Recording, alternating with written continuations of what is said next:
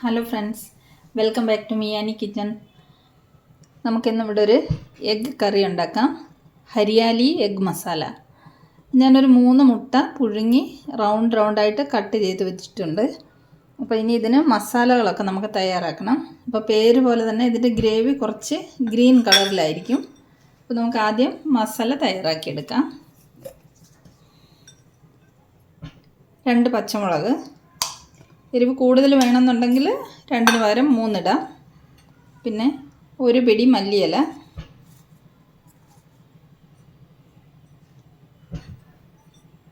ഒരു 5 ബദാം എടുത്തിട്ടുണ്ട്. പിന്നെ കുറച്ച് കശുവണ്ടി പരിപ്പ്, ഒരു 8 10 കശുവണ്ടി പരിപ്പ്. ഇതെല്ലാം കൂടി നമുക്കൊന്ന് അരച്ചു കൊണ്ടുവരണം. ഇതിനകത്തിന് നമുക്ക് 2 സ്പൂണ് തൈരും കൂടെ ചേർക്കാനുണ്ട്.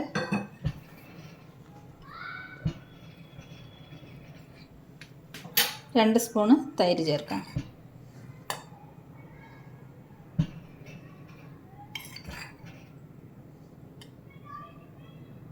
ഇത് നമുക്ക് ആദ്യം നല്ല പേസ്റ്റ് രൂപത്തിൽ അരച്ചു കൊണ്ടുവരാം. മസാല നല്ല പേസ്റ്റ് രൂപത്തിൽ അരച്ചു കൊണ്ടുവന്നിട്ടുണ്ട്. കറി തയ്യാറാക്കാൻ വേണ്ടിയിട്ട് ചീനിച്ചട്ടി അടുപ്പത്ത് വെച്ചിട്ടുണ്ട്. ഒരു 1/2 സ്പൂണ് ജീരകം ചേർത്ത് കൊടുക്കാം. ഒരു കഷ്ണം കറുവപ്പട്ട, ഒരു വലിയ ഏലക്ക,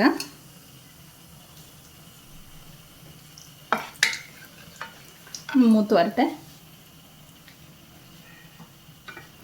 ഇതിലേക്ക് ഞാൻ ഒരു സവാള അരിഞ്ഞു വെച്ചിട്ടുണ്ട്, കനം കുറച്ച് നീളത്തിൽ. അത് നമുക്ക് ഇതിലേക്കിട്ട് വഴറ്റിയെടുക്കാം.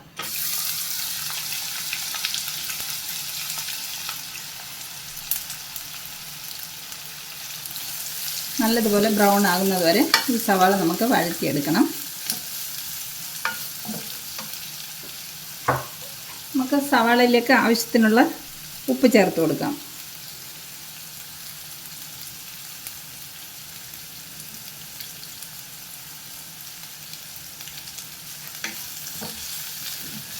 ഉള്ളി ഒന്ന് വാടി വരട്ടെ.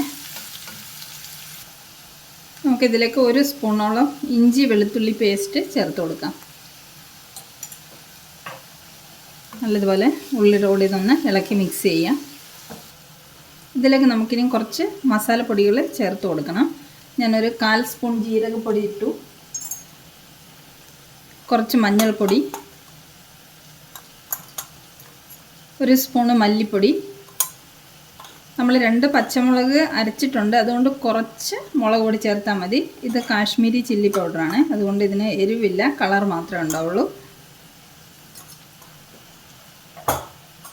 ഇനി കുറച്ച് ഗരം മസാല, ഒരു 1/2 സ്പൂണോളം ഗരം മസാല.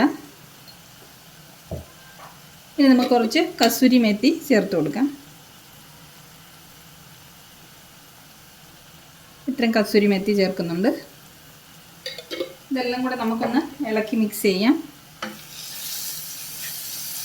ഈ പൊടികളുടെയൊക്കെ പച്ചമണം മാറുന്നവരെ ഒന്ന് ഇളക്കി മിക്സ് ചെയ്തെടുക്കാം.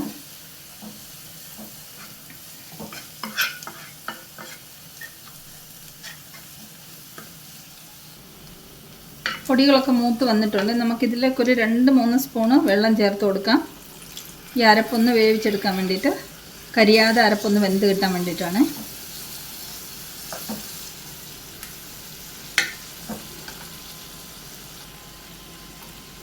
അരപ്പിൽ എണ്ണയൊക്കെ തെളിഞ്ഞ് വന്നിട്ടുണ്ട്. ഇതിലേക്ക് നമുക്കൊരു 4 സ്പൂണ് തൈര് ചേർത്ത് കൊടുക്കണം.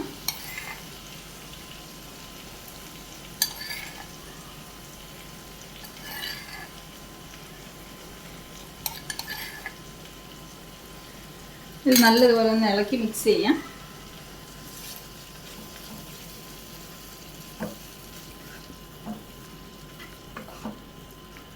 ഇതിലേക്ക് നമുക്ക് തയ്യാറാക്കി വെച്ചിരിക്കുന്ന അരപ്പ് ചേർത്ത് കൊടുക്കാം.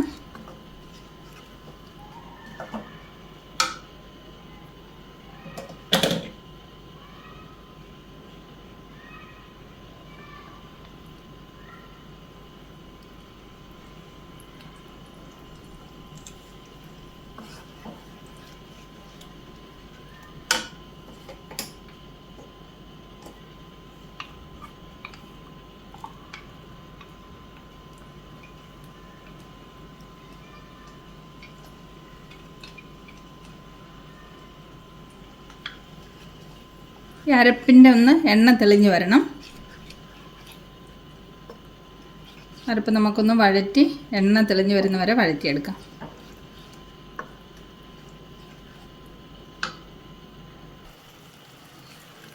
അരപ്പിൻ്റെ എണ്ണയൊക്കെ തെളിഞ്ഞ് വന്നിട്ടുണ്ട്. ഇതിലേക്ക് നമുക്കിനി ഈ മിക്സിയുടെ ജാറ് കഴുകിയിട്ട് ചാറിന് ആവശ്യത്തിനുള്ള വെള്ളം ചേർത്ത് കൊടുക്കാം. ഈ അരപ്പ് നല്ലതുപോലെ ഒന്ന് തിളപ്പിച്ചെടുക്കാം. ഉപ്പ് കുറച്ച് കുറവാണ്, ഞാൻ സ്വല്പം ഉപ്പും കൂടെ ചേർക്കുന്നു. കുറച്ചൊരു 1/4 സ്പൂണിൻ്റെ അടുത്ത് ഉപ്പ് ചേർത്തിട്ടുണ്ട്. ഈ അരപ്പൊന്ന് തിളച്ച് വരട്ടെ. നമുക്ക് അരപ്പൊന്ന് അടച്ചു വെക്കാം. അരപ്പ് തിളച്ചോന്ന് നോക്കാം. അരപ്പൊക്കെ തിളച്ച് വന്നിട്ടുണ്ട്. ഇതിലേക്ക് നമുക്ക് കട്ട് ചെയ്ത് വെച്ചിരിക്കുന്ന മുട്ട ഇട്ട് കൊടുക്കാം.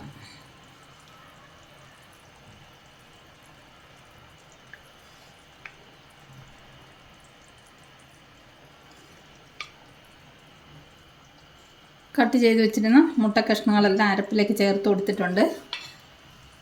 ഇനി നമുക്കിത് തവിയിട്ട് ഇളക്കാൻ പറ്റില്ല, കാരണം നമ്മൾ കട്ട് ചെയ്ത മുട്ടയല്ലേ, അത് പൊടിഞ്ഞു പോകും. അപ്പോൾ ഇതുപോലെ നമുക്ക് ചീനച്ചട്ടി എടുത്തൊന്ന് കറക്കിയിട്ട് മുട്ട കഷ്ണങ്ങളിലേക്കെല്ലാം മസാല ഒന്ന് പിടിക്കട്ടെ.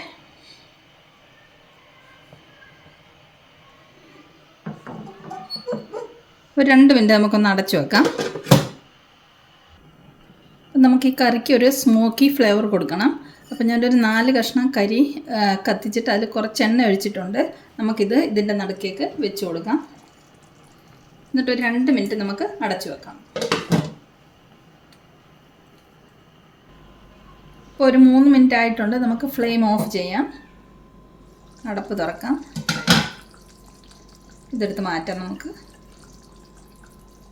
അപ്പോൾ നമ്മുടെ ഹരിയാലി എഗ് മസാല റെഡി ആയിട്ടുണ്ട്.